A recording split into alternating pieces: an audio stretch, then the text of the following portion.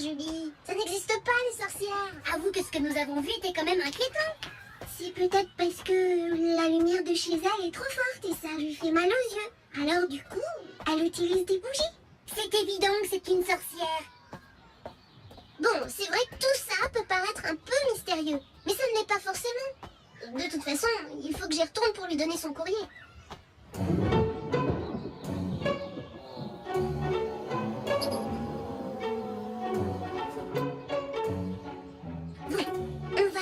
Discrètement par les fenêtres du côté. Et si tout paraît normal, on ira frapper à la porte. Oh, elle ne veut pas être dérangée pendant qu'elle prépare sa potion magique. Le mieux, ce serait que l'une de nous trois reste dehors pour donner l'alerte au cas où.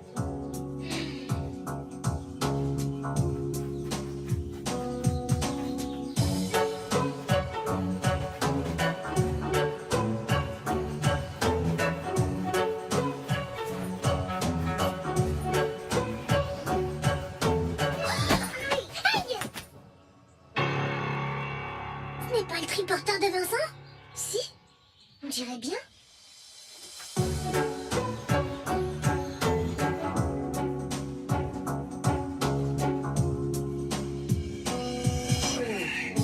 Ah, tu vois, Vincent n'a pas l'air en danger.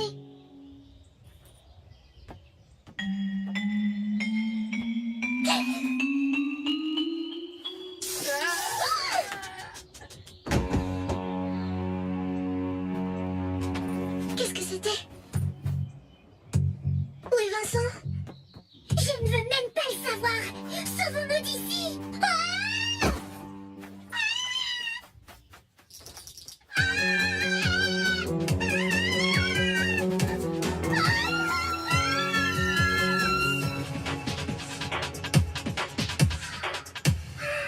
Qu'est-ce qu'on peut faire? Oh, j'en sais rien. Pauvre Vincent. Il y a forcément une explication logique à ce que nous venons de voir. Ah oui. Alors pourquoi tu t'es encore sauvée? Non, je ne me suis pas sauvée. Je t'ai juste suivie. Ah, tu courais tellement vite que tu m'as presque dépassée. La vérité, c'est que t'avais aussi peur que moi. Bon, quand même, peut-être pas aussi peur que toi, mais c'est vrai que c'était bizarre. On devrait peut-être prévenir les gendarmes. Oui, qu'est-ce qu'on leur dirait? Que Vincent a été enlevé par une sorcière? Et Vincent, on ne cherche pas à savoir ce qui lui est arrivé. Il vaudrait mieux pas, non? Ça peut être horrible. Non, on ne peut pas l'abandonner. On va commencer par surveiller la maison.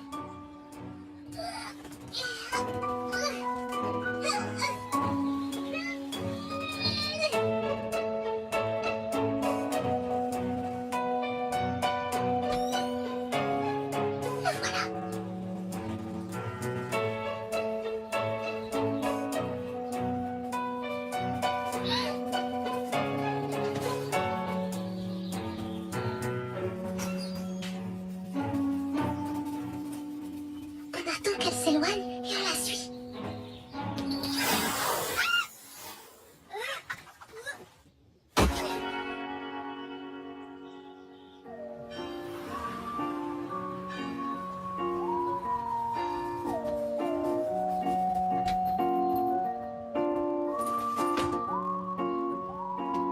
Mais qu'est-ce qu'elle est en train de faire? Moi, je vous dis qu'elle s'achète des ingrédients pour la fête des sorcières. Bien sûr, cette boutique est spécialisée en sorcellerie, c'est bien connu. Psst, la voilà. Son chariot a l'air bien lourd. Et voilà comment elle attrape ses victimes, en faisant le coup de la vieille dame fatiguée. Je suis sûre que c'est comme ça que Vincent s'est fait avoir.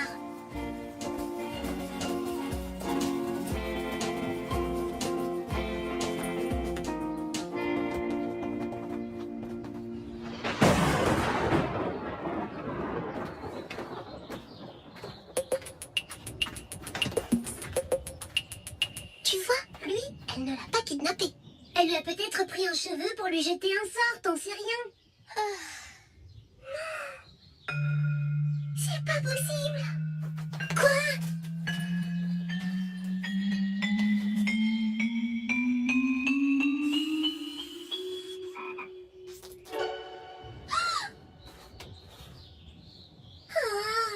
Elle a transformé Vincent en grenouille.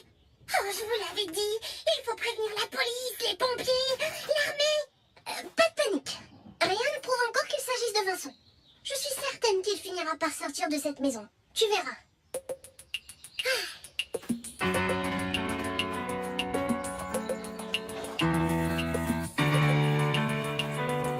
C'est du Brossel. Ça protège des mauvais sorts.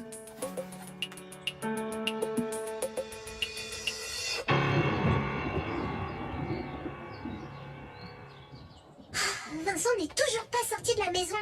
Ce n'est pas normal. Bon alors, qu'est-ce qu'on fait? Aucune idée. Je vais y réfléchir. Demain, c'est samedi. Rendez-vous chez moi vers 10h. D'ici là, j'aurai peut-être trouvé. Jean, Si c'est pour me demander d'accomplir une corvée à ta place, c'est non. j'ai une rédaction à faire pour lundi. Et le sujet, c'est la science-fiction. Moi, je n'y connais pas grand-chose. À ton avis, un héros, ça fait comment pour vaincre une créature au pouvoir surnaturel? Ah, justement, là, dans ma BD, le héros doit se battre seul pour sauver sa fiancée prisonnière d'une armée de mutants. Eh ben, il fait marcher ses méninges. Il fait diversion en imitant le cri de leur pire ennemi, le tétraptosaure à 2 têtes. Et hop, il s'introduit dans leur vaisseau et sauve Jane. Oh, super idée! Ne me dis pas merci, surtout. Merci!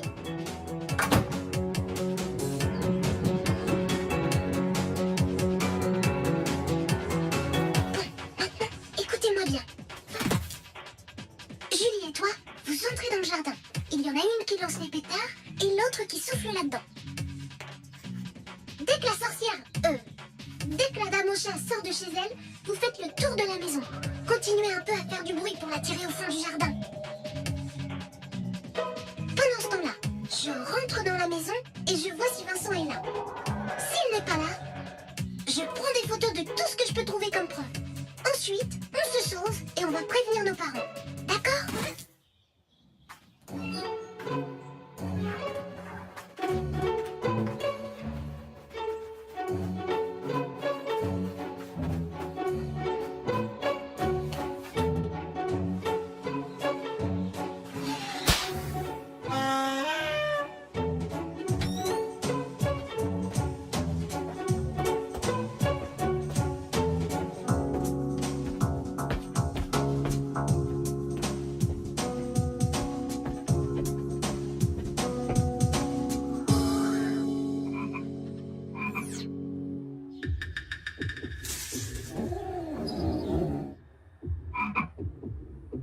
Vincent?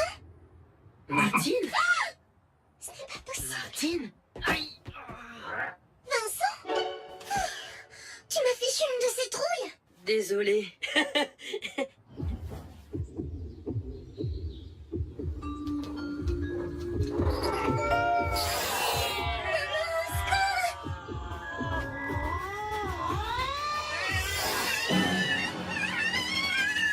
Comme tu peux voir, c'est en plein travaux ici. Si tu veux voir ma tante, il vaudrait mieux que tu reviennes une prochaine fois. Elle est tellement énervée depuis l'histoire du court-circuit. Donc la dame au chat, c'est ta tante.